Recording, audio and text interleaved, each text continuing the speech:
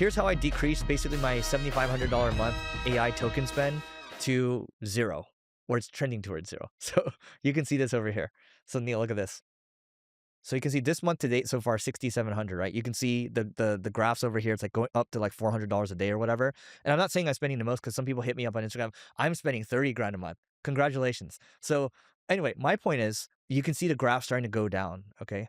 So what's the red versus the white? That's just the different models. Okay. So red would be Sonnet, and then you have Opus over here as well, and then you have Opus like 4.7 and all that. So my point is, Neil, I got it down. Somehow something broke over here.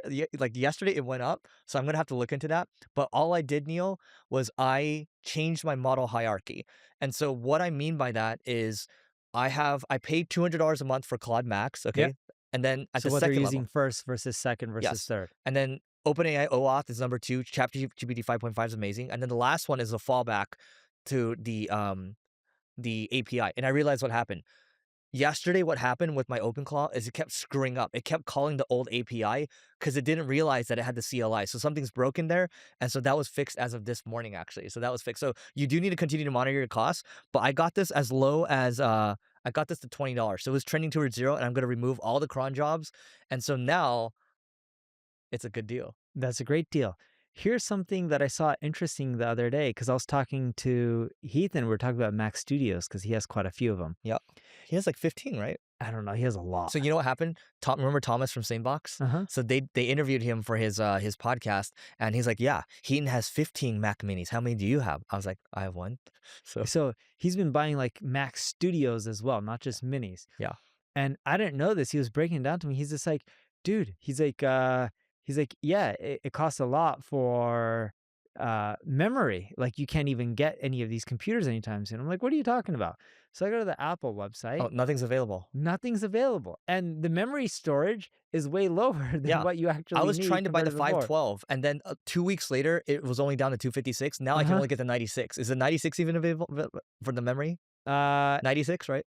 You can get 96 or 256, but your delivery time is nowhere near soon, and they don't offer 512 anymore. Yeah. So I use so my plan is to wait for the new ones. They're gonna sell out quickly, but I want to buy like 2 of the new ones. But I bought 2 of the DGX Sparks. That's why, because the Mac Minis are out. And so Neil, to your point, the Quinn model, I think Alibaba, their open source model, almost equivalent to Opus 4.6. Opus 4.7 is out right now, but it's really good. It's really solid. And so what we talked about earlier in this podcast, my Camry fleet has to run on these DGX Sparks, and then we're also going to have open source as well. So I might just eliminate the API from, at least for my personal, but I think for my company, you're still going to have to keep paying for API because you want them to have the best models. Yep. Yeah. Just like you want your kids to have the best food, the best schooling, and all these things. Yes, that is true. Yeah. It all ends up adding up to being a lot of money. But yeah, dude, these computers, like I was going on the checkout, like these things are expensive. I didn't realize how expensive these computers. It's like 16 grand for a fully loaded one. Yeah. I was like, this is like a car almost. Yeah, but it's worth it. It's a productive car. Way more productive than a car. Yes. Yeah.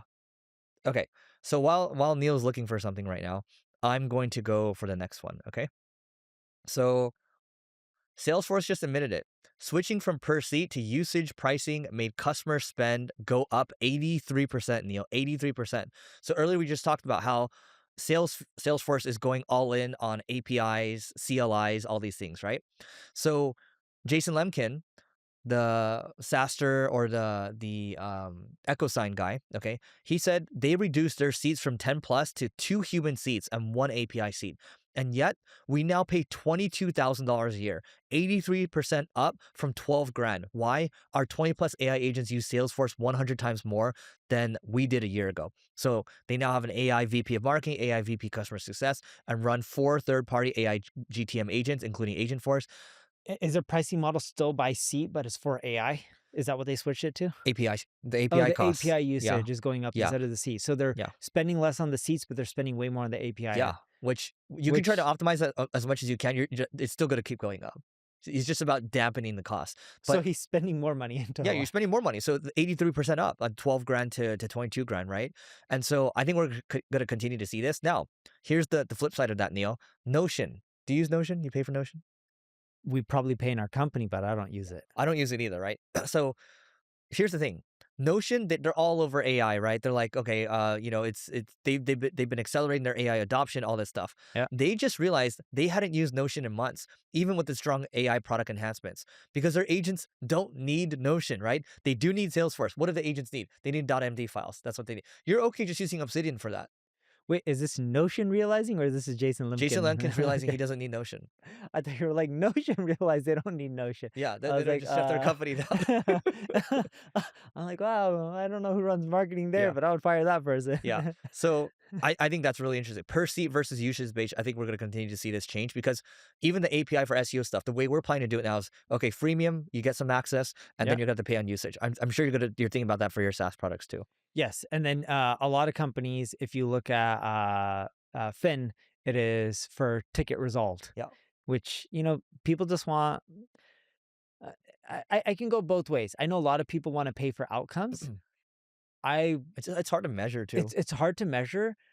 I personally, as a business owner, prefer monthly costs that are fixed. Yeah, because it's more predictable. Very much more predictable. Yep. Now, if we use it a lot more, all right, I get you. You may have charging, just like with emails. Like how your emails is fixed, Uh-huh. but if you send out X amount more emails, you have X more contacts, you go into a higher band. Yep. The reason I personally like that, and you nailed it, is I like predictability in our cash flow, and our accounting, our business, what we're going to generate each quarter.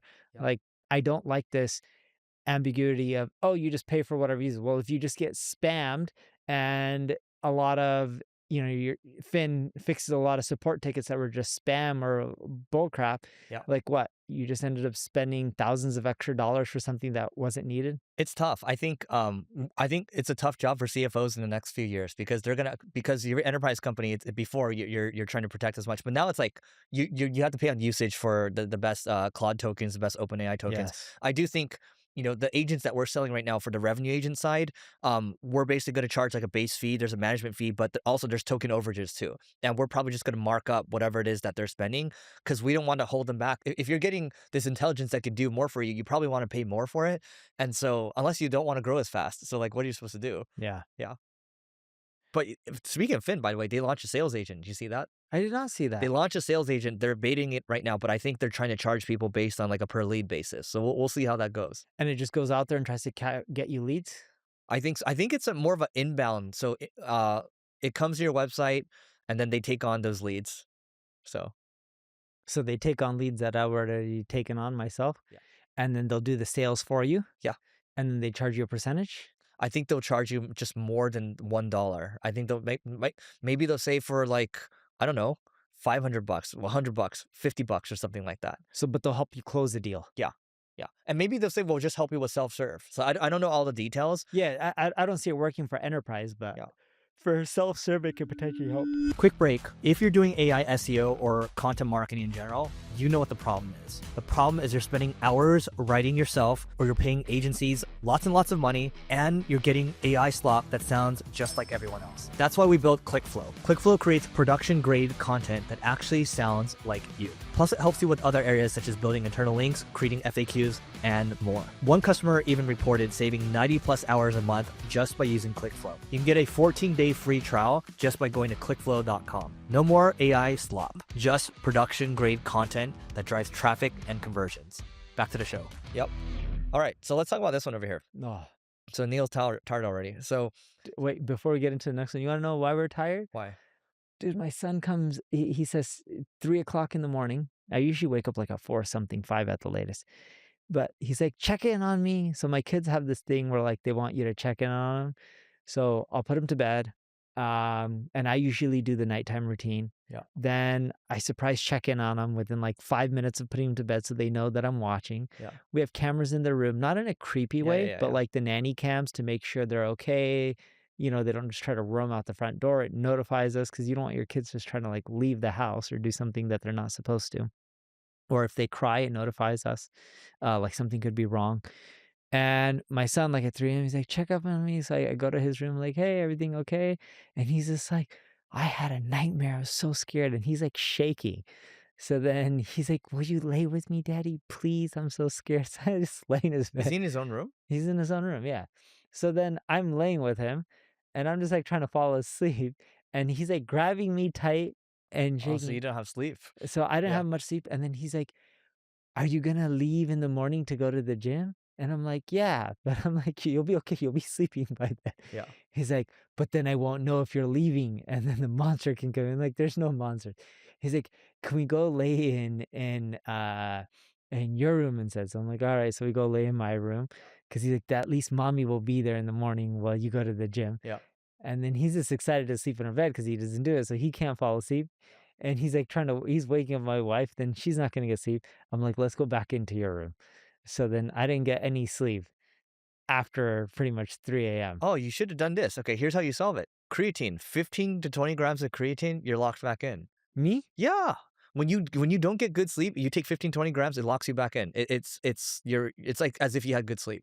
But does it help you get good sleep when someone's pulling on your arm and not sleeping You themselves? feel like poo poo right now, right? If you have 15, 20 grams of Oh, creatine, you'll you're feel saying good. Yeah. right now, Yeah, right not when now. he's waking me up like No. at 3 a.m. No, I'm you like, just deal with that. yeah. Yeah, yeah. I'm like, I don't know if that'll solve. No, But yeah, yeah. so if I put 15 to 20 grams, you're Yeah. saying I can take a quick nap. You don't even need a nap. You like I've had nights where I had bad sleep. There's nights where I didn't sleep at all and like I zero sleep and I took the 15, 20 grams. I was good. I made it through the day. Oh, because it's like caffeine, right? It's not caffeine. No, it's just I forgot what it is exactly, but what people have been talking about recently with creatine is not just good for building your muscles, it's good for cognitive benefits. But because your body eats the 5 grams so quickly, in other areas, if you want the brain benefits, 15 to 20 grams, that's what you do. And it'll cancel out the bad sleep. So I've been using it for brain benefits for a long time. I take it daily. I take 10 grams. I don't do 15 to 20, but I've 15, always you been gotta do doing 15 to 10. 20. Yeah. I don't know it's 15 to 20. Look at Dr. Rhonda Patrick. She talks about it all the time. There's enough studies on this already. Yeah. And is it 15 all at once or you space it out? I just do it all at once. That's why I have to pee so much when I come here. And Oh, because you drink a lot of water because due well, to no, the no. I creatine. take a lot of supplements in the morning, and that 15, 20 grams plus maybe I take all the other supplements. Maybe I'm taking like 50 to 60 grams of stuff. So it's a lot. On a side note, Eric and I are not giving This you is not health creatine or advice, guys. medical or Yeah. health advice. This is we're just talking to each other as friends. Okay. The Next one. non-disclaimers in this podcast. Next one. All right. So 70% of brands don't show up when an AI agent goes shopping. Yours probably doesn't either. Okay. So if we look at this over here, so I think this is a game changer, Neil. Google's design.md file is the 50x brand scaling system. So not enough people are talking about this right now. So Google just came out with they released this. They're trying to have a new standard. Like just says there's an agents.md file that agents will use. There's like these standard.md files. Just like they used for everyone listening, everyone remember their old AMP framework, Yeah. AMP, Yeah. right? This is a new framework that they're trying to standardize for everyone to use. That's why they open source this format. But the example that I just gave a little earlier, where I showed you my landing page, right? That was used using here, I'm gonna pull this back up again. So this is using design.md, and all I did, Neil, was I took their I went to GitHub, okay? I took git their repo for this, and I said, hey, I want you to make a design.md for ClickFlow, for single grain, for single brain, and for carrot. And it has a design.md for each one. And this does look like the ClickFlow website. And so my whole thing is this, Neil, if you and I as marketers, we want to spin up ads, we want to spin up carousels, we want to spin up landing pages, whatever it is that we want to do now, this makes it even faster, which is why and by the way, when you have a design.md, it also helps agents discover it as well, right? And so I think this is very big for marketers, and I don't think many people are talking about it. So I think most brands are going to be behind because they aren't AI readable yet. I think this part of it will help change that. So for anyone who's listening that's an agency, this could actually be very useful to you. And here's why, not just what Eric's talking about, but there was an agency recently who had around 40% of their revenue from AI consulting and integrating all these new types of protocols. They just sold for a 30 plus times multiple of EBITDA. 30 plus times? I think it was 32 or 33. It was something 30 plus times. Only Wow. 40% of their revenue was coming from this kind of stuff. Yeah. And there was some structure on the deal, but a large chunk, if not How much structure? well, majority of the money was up front, Okay, from my that's understanding. great structure. This is what I was at least Yeah, told. great I would structure. assume around 70% of it up front. Yeah, that's great. That's a great structure, guys. Even if Yeah. 60% was upfront, it's such a good deal. You know, it's funny. We're close to hiring this person right now, and then he's like, yeah, the current company that they're at, the private equity firm doesn't believe in AI, right? So he's the one that's trying to push AI fluency, and yet at the same time, you have these multiples that are floating around. So look, I'll just put it to you this way: the classic playbook now is you basically take your ad variants, all the landing pages, you feed it into this design.md, you have an agent take care of it. They can make you go from like one asset to 500 assets. The key thing, Neil, with this is whenever you're making this stuff, like these slides, you want consistency. And there hasn't been the ability to have good consistency, at least for me, until now. Right. So, Yes. But dude, this is something that's interesting for you, going back to the agency part, because your agency, I don't mean this in a bad way, I mean it in a positive way, because you have less headcount yep. and because you have a smaller revenue total Yeah, yeah, yeah. than larger agencies, it's easier for you to get your percentage up to like 40, Yeah. 50% to some of this kind of stuff. 40, 50x. No, 40, 50% being AI Oh, related. yeah, yeah, yeah, yeah, yeah. Yeah. And then, right? Because Yeah, yeah. percentage wise, Yeah. it should be easier for you. And if your contracts state that and you're actually doing that work, you can go to market. You know, I'm not going to give Eric's numbers. I don't know him, but let's just use simple numbers. And I'm just going to use clean, easy numbers. If he's doing 10 million in revenue, 2 in profit, and I'm not saying that's his numbers, I'm just using round numbers. Yep. Uh, 30x multiple on 2 million is $60 million. Mm-hmm. And on the 60, even if they give you 40 up front or 30 up front, that's such an amazing This AI deal. is gonna this podcast is gonna make everyone into an AI agency. Yes. That's what you're doing right now, Neil. But no, Neil's not wrong. And here's the thing. I actually think there's an advantage to being really like for startups right now, for example, or even smaller companies, because you can make the changes more swiftly. Now that being said, it's there's trade-offs to it, right? But I will just say that I have said internally in I was like, what a good time to be alive right now, right? What a good time to be exactly where we are right now because we can do what we want. And like I've also said this too in terms of AI fluency at my company. I push it so hard. There's an AI fluency stand up every day. I'm in that stand up every day, right? Yep. And I'm just like, guys, like if you become better, great. If you quit, great, right? Like I will take both outcomes. And so I'm like, the train has left, guys. It's left many times. And the analogy I also use, Neil, is like, if you and I were riding horses, do you know how long it would take for us to get to New York from LA? New York to LA on horses, Horseback. You and I were riding a horse together. 2 months, 3 months. Exactly 3 months. Okay, 90 days. Okay.